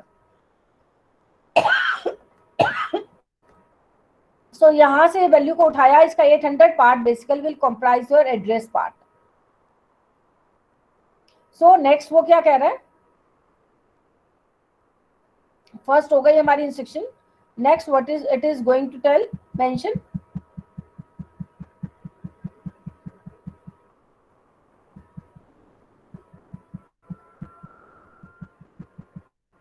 we are coming to the back exercise again to the same question. Question number 5.9 क्या है, we already have done with for CLA instruction, we have done with repeat 11 more times. Means हमें जो question पूछा गया है, we have to repeat the same question more 11 number of times starting from each of the register reference instruction. मतलब बाकी वाली register reference instruction के लिए भी ये सारे का सारा हमें क्वेश्चन बताना है. The initial value of PC is this. तो मतलब बाकी नेक्स्ट वाली इंस्ट्रक्शन का क्या थी आपकी, नेक्स्ट वाली इंस्ट्रक्शन है आपकी CLE, then CMA, then CME, then circular shift right, then circular shift right left. इन सब के लिए भी सारी नेक्स्ट वैल्यूज बतानी है, राइट. तो ये कर लेते हैं. CLE कैसे काम करेगा, we have to go by its nature, देखेंगे ये इसका फंक्शनैलिटी क्या है इस इंस्ट्रक्शन की. Accordingly we have to find out the value of accumulator register and all these registers. Clear E क्या करता है, ई की वैल्यू को 0 कर देता है, और क्लियर ई सिर्फ ई पे इंपैक्ट डालेगा, एक्यूमुलेटर पे नहीं डालेगा. तो मतलब अगर इनिशियल वैल्यू एक एक्यूमुलेटर की जो थी, हमने इनिशियल वैल्यू से, हर इंस्ट्रक्शन को इनिशियल वैल्यू से स्टार्ट करना है. हमें इंटरमीडिएटली जो हम वैल्यूज निकालते जा रहे हैं उसे हमें प्रेजेंट वाले से कोई उसका कनेक्शन नहीं है. मतलब अगर हमने CLA की बात की तो CLA will independently will work beginning from the initial value. अब इनिशियल में देखें एक्यूमुलेटर की वैल्यू ये थी, तो क्योंकि CLE ने सिर्फ इंपैक्ट किया ई की वैल्यू पे, उसे क्लियर किया, तो AC की जो इनिशियल वैल्यू थी it will remain as such. तो प्रोग्राम काउंटर 021 था, it will be incremented by 1, तो वो 022 हो गया. और IR की वैल्यू हमने वो टेबल से देखी 7400 है CLE के लिए, तो इसका 400 part will comprise the value of address. CMA पे आओ, CMA क्या करता है, कॉम्प्लीमेंट AC के कंटेंट्स को का वंस कॉम्प्लीमेंट लेता है. इसका मतलब ई पे कोई इंपैक्ट नहीं आएगा, ई की वैल्यू सेम रहेगी. AC की वैल्यू वंस कॉम्प्लीमेंट आया, कैसे निकालोगे, AC का वंस कॉम्प्लीमेंट निकालने के लिए पहले से बाइनरी में कन्वर्ट करो, 7 के अगेंस्ट 4 बिट डालो, 3 के अगेंस्ट 4 बिट डालो, 9 के अगेंस्ट 4 बिट, 8 के अगेंस्ट 4 बिट, फिर उसका बिट बाय बिट उसका वंस कॉम्प्लीमेंट लो, फिर 4 के कॉम्बिनेशन बनाकर उसे रिकन्वर्ट करो in the hexadecimal form. So ultimately will get this value. You got it, I hope you got it, कि आपको इसको बिट बाय बिट बाइनरी में कन्वर्ट करना है डायरेक्टली. जो आपको हेक्सा कोडेड टेबल बताई थी, हेक्सा कोडेड बाइनरी टेबल बताई थी थर्ड चैप्टर में, हर बिट के अगेंस्ट 4 बिट्स लेने हैं, हर कैरेक्टर के अगेंस्ट, फिर उसे वंस कॉम्प्लीमेंट निकालना है, फिर उसे रिकन्वर्ट करना है हेक्सा में, तो ultimately will get this value. So program counter will be incremented by 1. और ये आपका CMA कैसे का वैल्यू क्या है, 7200 है फ्रॉम द टेबल इटसेल्फ, और 200 will comprise the value of address. Next है आपका CMA क्या करता है, कॉम्प्लीमेंट ई का कॉम्प्लीमेंट लेता है. मतलब ई की वैल्यू 1 थी तो इसका 0 बन जाएगा, AC पे कोई इंपैक्ट नहीं आएगा, सेम वैल्यू रहेगी. PC की वैल्यू 022 हो जाएगी. IR की वैल्यू क्या आई थी, 7100, तो आपका ये 100 part will comprise your address part. Circular shift right you have to do in a exactly same manner. I just now I explained you. E की वैल्यू पे कोई इंपैक्ट नहीं आएगा, AC पे आएगा. सर्कुलर शिफ्ट राइट कैसे काम करेगा, की से पहले आप हेक्सा में कन्वर्ट कर लो सारी वैल्यूज को उसके सब्स्टिट्यूट करते हुए, फिर उसका एक्सट्रीम राइट मोस्ट बिट को निकालो, उसे E में डालो, E से उसके वापस डालते हुए 15 पोजीशन पे डालो, बिट बाय बिट, और bit by bit right shift करते जाओ, एक एक बिट आगे करते जाओ, फिर 4 के कॉम्बिनेशन बना के उसे हेक्सा में रिकन्वर्ट करेंगे तो you will get this value. I am giving you in the form of the assignment. आप इसे, क्योंकि आपका ओपन बुक एग्जाम में या किसी और एग्जाम में AC की वैल्यू को चेंज कर देंगे, और फिर आपको ये क्वेश्चन देंगे, if you do not know the logic behind it you will not be able to solve it, क्योंकि सेम की सेम वैल्यू नहीं आएगी। जैसे ही वैल्यू चेंज होगी तो उसकी शिफ्टिंग के बाद वैल्यू चेंज हो जाएगी, bit by bit right shift करोगे। So do practice at your home कि circular shift right, circular shift left कैसे काम कर रहा है, and accordingly you have to find out the correct answer. Still you get some kind of the problem, you can revert back to me, right? So that way you have to solve this question. तो PC को आपने increment 1 किया, increment by 1 किया, IR की value आपने table से उठाई 7080, so 80080 part will comprise the value of address. Circular shift left, ये भी same in it will work in a similar manner. I am telling you the logic कि AC की जो वैल्यू है उसे बाइनरी में कन्वर्ट करो और उसके बाद बिट बाय बिट लेफ्ट में शिफ्ट करो और एक्सट्रीम लेफ्ट मोस्ट बिट को उठाओ, उसे एक्सट्रीम राइट मोस्ट साइड में डाल दो। तो that way you have to solve it, you have to reconvert it into the hexadecimal form. जो रिकन्वर्टेड वैल्यू होगी वो आपकी न्यू वैल्यू बन जाएगी एक्यूमुलेटर रजिस्टर की। इंक्रीमेंट, इंक्रीमेंट क्या करेगा, आपकी न्यू वैल्यू आ रही है, एसी के अंदर +1 करना है। एसी के अंदर +1 क्या, A937 A938 हो गया डायरेक्टली। या आप क्या कर सकते थे इसे, बट ये that is the correct method, या फिर आप इसे बाइनरी में कन्वर्ट करके +1 लगाते फिर उसे हेक्सा में रिकन्वर्ट करते, तो ultimately would have got the same answer. Now skip if AC comes out to be positive. तो आपने अब ये चेक करना है ये पॉजिटिव वैल्यू है नेगेटिव वैल्यू है। इसके लिए आपको बाइनरी में कन्वर्ट करो, हेक्सा से बाइनरी में 15th बिट को चेक करो whether it is equal to 1 or not. If it comes out to be equal to 0 1, so that means वो नेगेटिव है, else it is पॉजिटिव है। ये आपका नेगेटिव आ रहा है, नेगेटिव आ रहा है तभी आपका ये नेक्स्ट वाले में स्किप 1 हो रहा है। मतलब बाय रूल 022 जाना चाहिए था बट 023 किया, मतलब कि ये फॉल्स हो गया। This number is not positive. If it is not because it comes out to be positive then you need to skip. मतलब जो कन्वेंशनली पीसी +1 हो रहा था उसे पीसी +2 किया आपने, एक और ऐड किया, but it is coming out to be 1 very first bit, क्योंकि ए की वैल्यू क्या होती है 1010 होती है।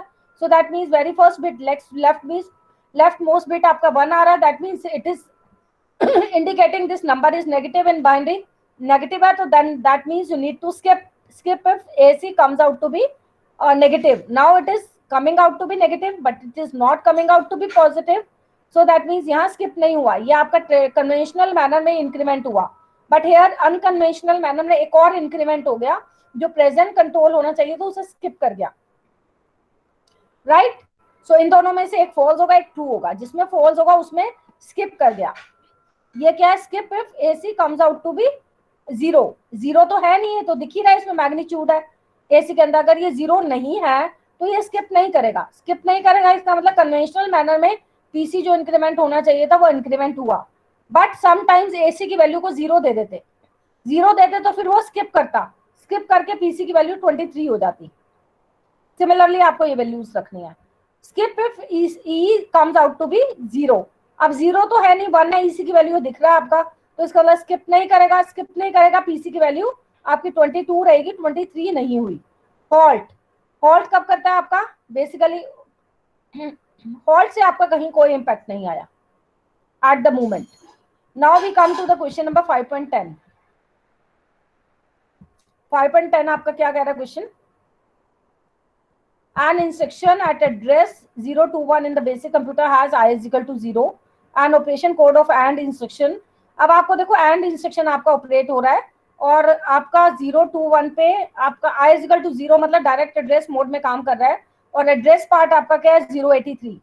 The memory word at address 083 contains the operand, जो डायरेक्ट एड्रेस में एक ऑपरेंड B8 F2 होगा, दूसरा ऑपरेंड आपका ये आएगा, एक ऑपरेंड ये हुआ एक ऑपरेंड ये हुआ, and go the instruction cycle and determine the contents of the following register at the end of the execute instruction। ये डायरेक्ट एड्रेस का इंस्ट्रक्शन का एग्जांपल है। 5.10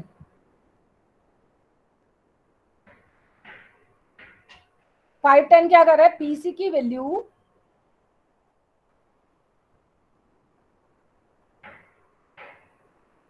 repeat the problem 6 more times starting with an operation code of another memory reference instruction। मतलब at the moment we are going to talk about AND instruction, लेकिन आपको repeat करना है for 6 more times, मतलब 6 more instructions के लिए same values आपको बतानी है। तो we'll begin with AND। जैसे ही एंड काम कर रहा है वैसे ही आपकी रिमेनिंग अदर इंस्ट्रक्शंस भी काम करेंगी। तो मैं आई विल एक्सप्लेन यू एंड कैसे काम कर रहा है। पीसी की इनिशियल वैल्यू 21 है, एसी की वैल्यू गिवन है, और क्या गिवन है एंड के लिए पीसी की वैल्यू 22 हो जाएगी, और क्या गिवन है कि एड्रेस पार्ट 083 गिवन है, और आपका क्या है एड्रेसिंग मोड 0 है। तो आईआर की वैल्यू बतानी है क्या बन गई। अगर आपको पता है एड्रेस का पार्ट 083 है, ये आपका क्वेश्चन में गिवन है, ये देखो आपका 083 पार्ट गिवन है और आई की वैल्यू 0 गिवन है, तो आईआर की वैल्यू आप इन्हें ज्वाइन करके बना सकते हैं। 0083 will become as the value of IR. क्या आपकी आईआर की वैल्यू बन गई। अब आपका एक्यूमुलेटर की वैल्यू इनिशियल वैल्यू गिवन है, डीआर की गिवन है, और आपको क्या करना है एंड ऑपरेशन लगाना है। डीआर की वैल्यू और एसी की वैल्यू पे एंड ऑपरेशन लगाना है। तो आप इसे क्या करोगे, हेक्सा से बाइनरी में कन्वर्ट करोगे 4-4 के कॉम्बिनेशन से, बिट बाय बिट एंडिंग लोगे, जो रिजल्ट आएगा फिर से 4-4 के कॉम्बिनेशन से रिकन्वर्ट करोगे हेक्सा में, जो न्यू वैल्यू आएगी वो आपकी एसी की वैल्यू बन जाएगी। सिमिलरली ऐड में आप करोगे, ऐड में इन दोनों को एडिशन कर दोगे इन दोनों वैल्यूज का, तो आपकी न्यू वैल्यू ये आ जाएगी। लोड टू एसी क्या करता है, जो मेमोरी में वैल्यू पड़ी है उसे उठा के एक्यूमुलेटर में डालता है। अब मेमोरी में वैल्यू क्या है, मतलब डीआर वैल्यू मेमोरी से आई थी, जो डीआर वैल्यू उसे उठा के एक्यूमुलेटर में डाला, तो एक्यूमुलेटर की वही वैल्यू बन गई जो डीआर के अंदर मेमोरी से आई थी। तो ये वैल्यू आपकी लोड टू एसी हो गई। स्टोर टू एसी क्या करता है, एक्यूमुलेटर से उठा के मेमोरी में डालता है। अब स्टोर टू एसी मेमोरी में डालेगा, इसलिए मेमोरी को कहीं नहीं दिखाया हुआ और डीआर को ब्लैंक रखा हुआ है। ब्रांच अनकंडीशनली क्या करता है, पीसी की वैल्यू को आपका वहीं पे कंट्रोल भेजता है जहां आपका जो प्रोग्राम काउंटर में एड्रेस होता है। तो प्रोग्राम काउंटर में से मैं इस टाइम वही 083 एड्रेस डाला हुआ है, सो दैट मीन्स कंट्रोल आपका 083 में चला जाएगा। जो एड्रेस एआर में है वो प्रोग्राम काउंटर में जाता है, तो कंट्रोल वहां चला जाएगा, बाकी वैल्यू पे इम्पैक्ट नहीं आएगा, वो सेम की सेम रहेंगी। and branch and save return address as well as increment and skip if 0. Increment and skip if 0 को क्या करोगे, dr को इंक्रीमेंट करोगे बाय 1, अगर ये बाय 1 किया तो f3 हो गई।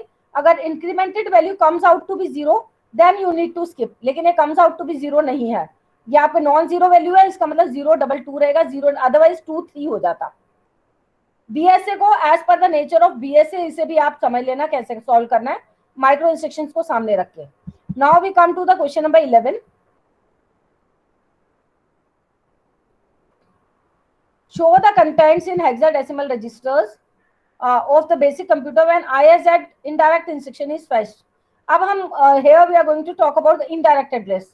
यहाँ डायरेक्ट इंस्ट्रक्शन नहीं है, इनडायरेक्ट है। और कौन सी इंस्ट्रक्शन की बात हो रही है, ISZ की का क्या मीनिंग है, increment if incremented value comes out to be 0, increment and skip if incremented value comes out to be 0। उसकी नेचर को आपने देखना है कि वो कैसे फंक्शन करेगी। अब ये इनडायरेक्ट एड्रेस है, तो क्या क्या गिवन है, इनिशियल कंटेंट ऑफ पीसी ये है, the content of memory at 7FF ये है, and the content of memory. आप ये देखो इनडायरेक्ट एड्रेस है तो पहले कंट्रोल 7FF पे जाएगा, फिर A9F पे जाएगा, फिर A9F भी एड्रेस का काम करेगा, अल्टीमेटली ये वैल्यू फाइनल ऑपरेंड का काम करेगी। और सेकंड वैल्यू और इज 0CF, और इस पे ये एड्रेस पे फाइनल आपका कंटेंट ऑफ मेमोरी, ये आपका फाइनल ऑपरेंड है। Will see. अब देखो सॉल्यूशन को सामने रख लो and then I will explain you कि कैसे काम कर रही है। तो प्रोग्राम काउंटर में जो एड्रेस है that is the address of the instruction 7FF। इसका मतलब एड्रेस ऑफ द इंस्ट्रक्शन है 7FF। इसका मतलब आपका क्या है, लेट मी सी, आपका increment ISZ, we are going to talk about ISZ instruction, go step by step. Show the contents of hexadecimal when ISZ indirect instruction is fetched from the memory and executed. The initial content of PC 7FF है, content of memory at address 7FF EA9F। अब EA9F किसे कह रहे हैं, EA9F। EA9F ये आपका instruction का hexa coded value है इंस्ट्रक्शन की। कौन सी इंस्ट्रक्शन की, ISZ इंस्ट्रक्शन की hexa coded value. So that means A9F क्योंकि इनडायरेक्ट इंस्ट्रक्शन है, पहले A9F पे कंट्रोल जाएगा, A9F पे क्या वैल्यू स्टोर्ड है? अब देखो A9F आपका एड्रेस का पार्ट बनेगा, इस A9F पे जाएगा, फिर इस पे C35 पे जाएगा, फिर इस C35 पे फाइनल मेमोरी की वैल्यू मिली 4 टाइम्स F, जो फाइनली वैल्यू DR में आ जाएगी. That will become as a value of operand. ISZ कैसे काम करता है? ISZ क्या करता है कि इस वैल्यू को इंक्रीमेंट करता है जो मेमोरी से लाए. इंक्रीमेंटेड वैल्यू अगर कम्स आउट टू बी 0 तो क्या कहते हैं कि इंस्ट्रक्शन को स्किप कर दो. इंस्ट्रक्शन को स्किप कर दो मतलब पीसी को हम ट्रेडिशनली कन्वेंशनली पीसी इंक्रीमेंट हो रहा था बाय 1, 7FF से बिगिन हुआ, उसमें 1+1+1 हो रहा था, बट क्योंकि उसे स्किप करना है तो ये अब्रप्टली एक और +1 होगा जिससे कि 801 पहुंच जाएगा. And we have to mention with respect to the timing signal. With respect to the timing signal मतलब एससी को 0 1 2 3 4 6 करते जाओ timing signal, because there is a mention in the question कि आपको टाइमिंग सिग्नल भी दिखाने हैं. See and a row for each timing signal, आपको स्टेप बाय स्टेप दिखाना है. The content of memory at address is this. Give the answer in a table with 5 columns, one for each register and a row for each timing signal. मतलब you are going to think in terms of the various phases of instruction cycle. So 0, T0, T1, T2, T3 initial value ये है. T0 में आपका क्या होगा? Basically timing signal में क्या काम हो रहा है आपका? फैचिंग एंड इंस्ट्रक्शन होगी. T0 एंड T0 में आपका प्रोग्राम काउंटर में वैल्यू है और आपका T0 में आपका क्या हुआ? फैचिंग एंड इंस्ट्रक्शन हो रही है. फैचिंग एंड इंस्ट्रक्शन के लिए पीसी से वैल्यू AR में आई. तो फिर T1 में T0 एंड T1 में फैचिंग एंड इंस्ट्रक्शन हुई. फैचिंग एंड इंस्ट्रक्शन की इंस्ट्रक्शन साइकिल में आप जाएंगे तो फैचिंग एंड इंस्ट्रक्शन की माइक्रो इंस्ट्रक्शन क्या थी कि आपका प्रोग्राम काउंटर से एड्रेस रजिस्टर में आपका ये एड्रेस आया. फिर T1 में क्या आया? M of AR से डेटा उठा मेमोरी से आया और इंस्ट्रक्शन रजिस्टर में गई इंस्ट्रक्शन की वैल्यू, ये आपकी फैचिंग हुई. T2 में आपकी डिकोडिंग हुई. बेसिकली डिकोडिंग को इसमें ऐसा दिखाया नहीं है. A9F आपका एड्रेस रजिस्टर में आ गया, डिकोडिंग हुआ. यस, डिकोडिंग का क्या मीनिंग है? ये इनडायरेक्ट इंस्ट्रक्शन है. इसका एड्रेस पार्ट जो है इंटरप्रेट होके आपका किस में आया? एड्रेस रजिस्टर में आया. तो A9F आपका एड्रेस रजिस्टर में आया. प्रोग्राम काउंटर में ऑलरेडी इंक्रीमेंट हो चुका है एंड एससी काउंटर को आप बढ़ाते जाएंगे. देन T3 T4 ऑनवर्ड्स आपका एग्जीक्यूशन स्टार्ट हो गया. T3 में क्या? क्योंकि इनडायरेक्ट एड्रेस है तो आपका इफेक्टिव एड्रेस AR में आया. इनडायरेक्ट है तो फर्स्ट एड्रेस A9F था. नेक्स्ट एड्रेस आप A9F पे देखो C35 स्टोर है. अगर A9F ये देखो गिवन स्टेटमेंट में A9F पे the content of memory at address A9F is 035. So that means now it will work as your final effective address. And this was the first address, this is the final address. So the next address will be picked up and will be placed in AR register. Now comes out the part of the execution. जो next timing signal में T4, T5, T6 में step by step execution हुआ और ये अब आपकी BSA instruction, not BSA rather ISZ instruction execute होगी. Execution में क्या होगा? It will be incremented by 1. DR पहले तो वैल्यू क्या हुई? आपकी मेमोरी से उठा के DR में आई. अब DR में ये वैल्यू आ चुकी है. कौन सी वैल्यू? जो इस इफेक्टिव एड्रेस पे स्टोर है C35 पे 4 टाइम्स F स्टोर है. C35 पे C the content of memory at address C35 पे is this value. मतलब इस पे ये इसे उठा के DR में डाला. अब ये DR में वैल्यू आ चुकी है. now you need to increment this value. if incremented value comes out to be 0 तो क्या करना है? skip one instruction. तो PC को PC+1 कर देना है, 801 करना है. तो that way you have to give all these solution in the form of the tabular form in the table. Now we come to the last question that you have to do from this exercise. All these questions are extremely very important till question number 12. I don't think that you need to do any question from the remaining questions, but still you can go through if you want for a safer side. But now I would like to discuss now question number 12. Question number 12 आपका क्या कह रहा है? This is the last question now. The content of PC in the basic computer is 3AF. PC की value given है. All numbers are in hexadecimal. Content of AC की value given है. Content of memory at address मतलब 3AF पे जो PC के अंदर था, मेमोरी के अंदर क्या वैल्यू गिवन है? ये आपकी बन गई इंस्ट्रक्शन की value 932E. that is the address of the very first instruction 932E is being stored in PC. तो मतलब ये इंस्ट्रक्शन की वैल्यू है, ये आपकी इंस्ट्रक्शन के एड्रेस की वैल्यू है, ये आपकी एक्यूमुलेटर की वैल्यू है, और इंस्ट्रक्शन के एड्रेस 32E में जो भी डेटा स्टोर है वो आपका ऑपरेंड हो गया. एक ऑपरेंड आपका AC से आएगा, एक मेमोरी से आएगा जो 09AC है, 2 ऑपरेंड की वैल्यू गिवन है, इंस्ट्रक्शन की हेक्सा कोडेड वैल्यू गिवन है, और अब आपका है the content of memory eight address 9AC. You can view in the solution कि आपका क्या है 932 मेमोरी के अंदर वेरी फर्स्ट एड्रेस, ये जो इंस्ट्रक्शन स्टोर है इसके एड्रेस की वैल्यू 3AF, इसके प्रोग्राम काउंटर की वैल्यू है. फाइन. तो 32E की पे कौन सा वैल्यू स्टोर है, ये एड्रेस स्टोर है. फॉर द 9AC पे क्या एड्रेस स्टोर है, इसका मतलब क्या है, इंस्ट्रक्शन आपकी इनडायरेक्ट है, ये इनडायरेक्ट एड्रेस है. एंड फाइनल इफेक्टिव एड्रेस का काम क्या करेगा 9AC. एक ऑपरेंड आपका ये आया 0B9F, और एक्यूमुलेटर में ये वैल्यू गिवन है, it is mention in the question. एक ऑपरेंड ये है, दूसरा ऑपरेंड ये है, और ये कौन सी इंस्ट्रक्शन काम कर रही है, this is nothing but it is beginning with 9. और मैंने आपको बताया था memory reference instruction whichever is beginning with 9 that will work as the indirect address instruction. और कौन सी इंस्ट्रक्शन है, you can go to the table and you can view, ये add की इंस्ट्रक्शन है, it will work as a add and it is the indirect address instruction. Now you have to add the contents of these two operand. Now step by step you have to give the answer. What is the instruction that will fetched and executed next? So answer will be that is the add instruction, and that specifically works in the indirect address mode. So the binary operation that will be performed in AC when the instruction is executed. अब कौन सा binary operation होगा, add operation होगा जो indirectly indirect addressing mode में काम कर रहा है, और आपको एडिशन निकालनी है, करनी है, और एडिशन करने के बाद जो रिजल्टेंट आपके वैल्यूज आ रही है डिफरेंट रजिस्टर्स में, वो वैल्यूज आपको शो करनी है. तो आपका क्या होगा, अब एडिशन करके दिखानी है आपको. इंस्ट्रक्शन कौन सी बनेगी, ऐसे लिखी जाएगी, ऐड इनडायरेक्ट एड्रेस मोड की इंस्ट्रक्शन है 132E लिखा आपने basically,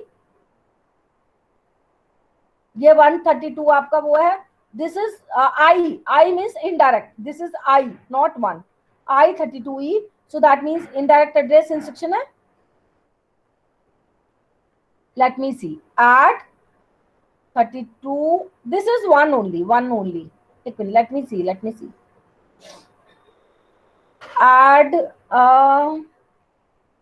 it will be 9 will be 1001, 9 will be 1001, 1 stands for the indirect, so ये I लिखा हुआ है, ये I लिखा हुआ है आपका, और add मतलब ये 9 की वैल्यू 1001. सो आपको ये जरूरी नहीं है कि आप इस वे में लिखेंगे, simply you can write down कि add इंस्ट्रक्शन है आपकी, and that is working in the indirect mode due to the reason, क्योंकि आपकी इसके पूरे आप हेक्साकोडेड वैल्यू लिख दो कि this 32E stands for the address part and 9 because it is beginning with 1, that's why it is going to refer to the indirect address. और क्योंकि आप टेबल से उठा के मैच करेंगे, it is beginning with 9, so it corresponds to the AND instruction.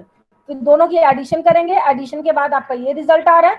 And C part आपका क्या बोल रहा है, C part what it says, give the contents of registers in the hexacoded hexadecimal and the values and the sequence counter at the, आपको PC की value, AR की value, DR की, AC की और IR की वैल्यू निकालनी है. So PC की वैल्यू मतलब जो प्रेजेंट वैल्यू है उसमें +1 कर दिया, तो आपने +1 करके पहले से बाइनरी में कन्वर्ट करेंगे, उसे +1 करेंगे, फिर उसे रीकन्वर्ट करेंगे हेक्सा में, तो आपको ये वैल्यू मिलेगी. AR की वैल्यू क्या मिलेगी, AR की ऊपर से ही वैल्यू आ रही है आपकी, AR की वैल्यू आपकी ये 9AC, आपकी 9AC final effective address will become as the, ये फाइनल इफेक्टिव एड्रेस है इनडायरेक्ट एड्रेस मोड में. ये सारे एड्रेसेस हैं, पहले 32E पे गए, फिर 9AC पे गए, तो 9AC पे फाइनल ऑपरेंड की वैल्यू ये मिली, तो ये आपकी AR की वैल्यू बन गई 9AC.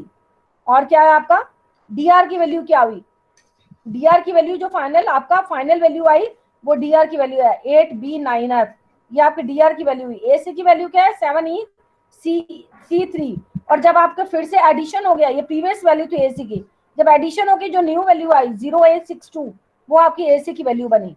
IR की वैल्यू क्या बनी आपकी, IR की वैल्यू जो बिगिनिंग में गिवन थी 932E, ये आपकी ऐड इंस्ट्रक्शन की हेक्साकोडेड वैल्यू है, और E की वैल्यू 1 गिवन है, I की वैल्यू I क्योंकि इनडायरेक्ट एड्रेस है इसलिए 1, SC इनिशियली आपका 0 था इसलिए इसे 0 किया. So that's all about this. Now that's all about your entire 5th chapter as well as your course.